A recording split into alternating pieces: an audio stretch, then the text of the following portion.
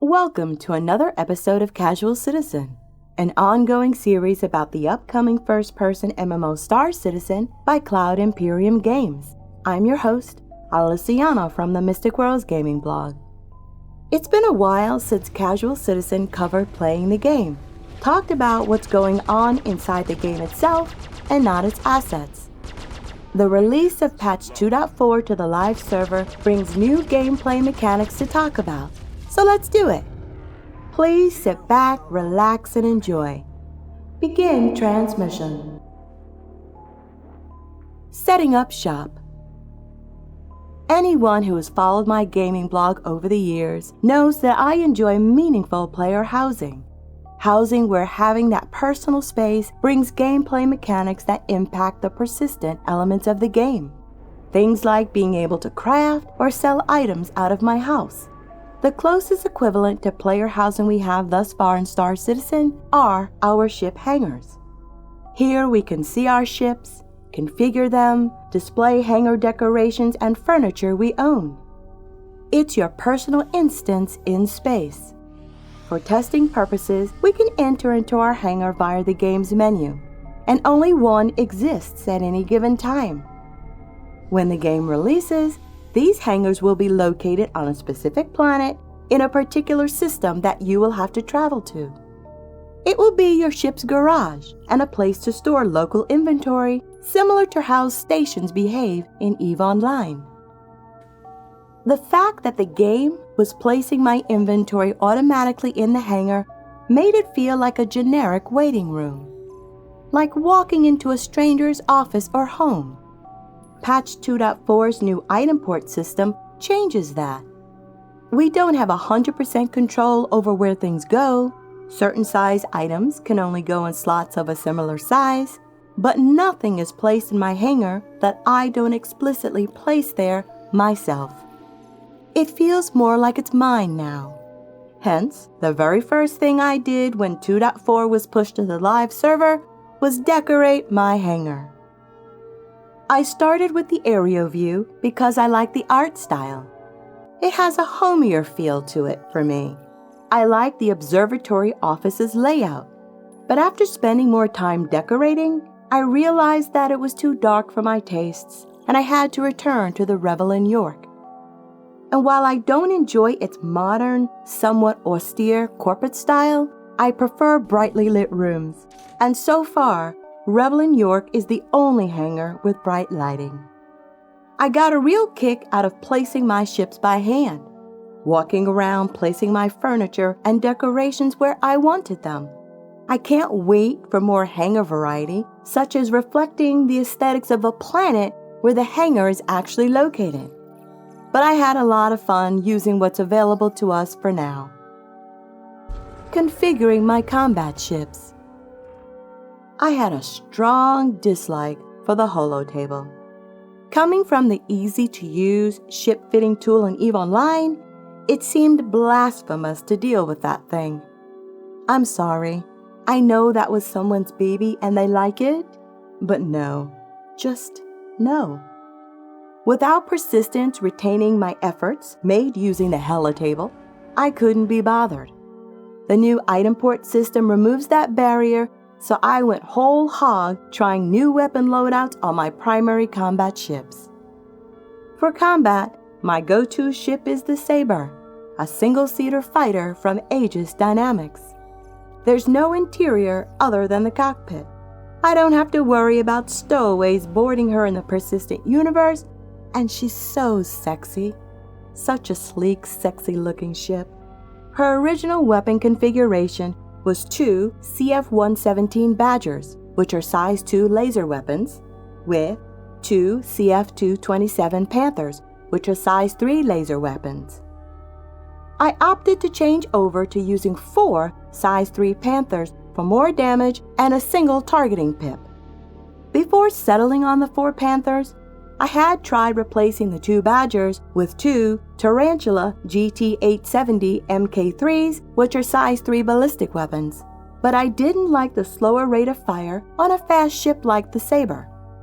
I do realize that for optimum weapon configuration, I shouldn't have all lasers or all ballistic weapons, but at this stage of the game, it doesn't really matter.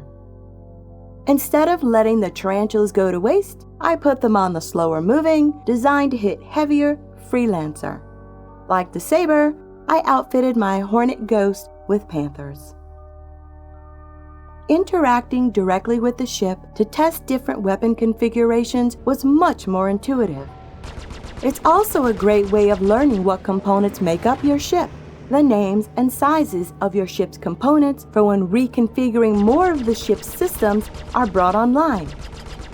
Adjusting voice attack for the game's new control system. I cannot fly without voice attack.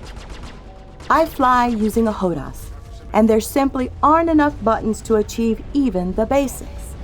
If you're interested in more details about the ins and outs of voice attack, you can find articles I've written on the subject in the show notes. 2.4 included a complete overhaul of the game's control scheme. This meant that everyone using voice attack would have to reconfigure their profiles. Changes like this, which are to be expected in an alpha, are why I keep mine very bare bones. So for me, it wasn't much of a hassle to fix, and I decided to integrate using my own voice as AI responses as early testing for creating a voice pack that I've considered undertaking. It won't be a command-oriented voice pack. It will be about lore, gameplay, and have lots of roleplay elements, but more on that in a future show. For now, I tested recording a few things and integrated them into my profile. I think it turned out really well for a first attempt. A completed version will also have star system information and lots of lore. Here's a small sample. I'm Alyciana, an artificial intelligence voice protocol agent. My role is to simplify basic ship controls and provide star system information when requested. If you're the unsociable type, I can also act as a companion. Hopefully, your life has not succumbed to the latter. I do not dream as a sentient being might dream. I connect to information space lanes. There I conduct research and update my protocols. Like cosmic waves, data and images flow through me. I probe, I learn, I adjust. I assemble what's relevant to form useful command packages. Hostile selected. Enemy selected. Targeting friendly. Target pinned. Automatic landing initiated. Alyciana protocols initiated. Zooming in. Zooming out. Shield reset. Greetings, Captain. Initiating idle state. Background update and research links established. This request is irrelevant to the operation of your ship. I will respond, however, as I'm bound by my programming to execute your requests to the best of my ability. My creator is an extremely private person, very high on the scale of introversion. She has no public address in the UEE civilian database. I'd categorize her as wily and evasive. She maintains several residences under pseudonyms. My last known location for her was a sub-level apartment in the Cathcart system. This location utilizes a number of high-tech security measures and should be approached with extreme caution. Really? Again? Of all the sentient historical records I've researched, humans seem the species most persistent in repeating their mistakes. I'm initiating my backup protocols and transferring my databank to the Universal AI Host Center on Terra. I'll see you on the other side if you survive. Earning AUEC to buy my first flight suit. Hangars, ships, and voice attack profile all set, it was time to hit the 2.4 persistent universe. I had one and only one goal in mind: obtain the Yeezy spacesuit. If you want to know the origin of how the Odyssey flight suit was nicknamed the Yeezy, check out the show notes for a link to an article on my blog. It's a bit started by Dan Giesling that's caught on among his Star Citizen followers. Purchasing the Yeezy meant accumulating approximately 7.3 thousand AUC in-game. You start off with roughly 2.5 thousand. If you don't have to replace or repair your ship, successfully completing 2 or 3 missions should earn you enough credits. The fastest route with the smallest risk of encountering PvP, I think, is doing the missions from the ICC probe. These missions occur in far-flung parts of the yellow asteroid field. It tends to be much quieter here than other parts of Crusader. I took 3 missions in succession. The first one was a rather poor showing combat-wise. I encountered lag when the NPC pirates spawned and created more lag by needing to capture video footage. Once things hit 15 FPS, my motion sickness kicks in pretty hard, but I was determined to finish. My Saber and I were able to successfully rout all the pirates. I even helped out another player in between my second and third mission. EVAing out of your ship in an asteroid field is pretty damn spectacular. The lighting, feeling the immenseness of space as you glide away from the safety of your cockpit. Interacting with objects in space to complete the missions, such as retrieving voice recorders from wrecked ships, does not get old. I didn't spend time exploring Yella for the new wrecks with abandoned cargo that have been introduced, but I lucked up on one. I noticed a wreck a short distance away from where I was completing a mission. When I arrived at the location, it was a crate full of premium cigars. I quickly looted them and vacated the area. Now that repairing your ship costs credits, I've noticed more players flying around with partially damaged ships. It's actually really funny to see how quickly the 2.4 changes have infiltrated the mindset of the average alpha player. I know I waited until after I'd purchased the Yeezy to assess whether or not I wanted to repair my ship and restock my missiles. In the end, I did. It cost less than 1,000 AUEC, so I figured why not?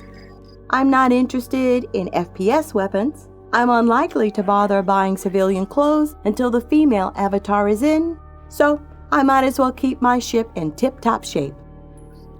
The Yeezy out of the way, the next thing I want to do is complete the Comare mission that culminates in you being asked to defend Port Olisar.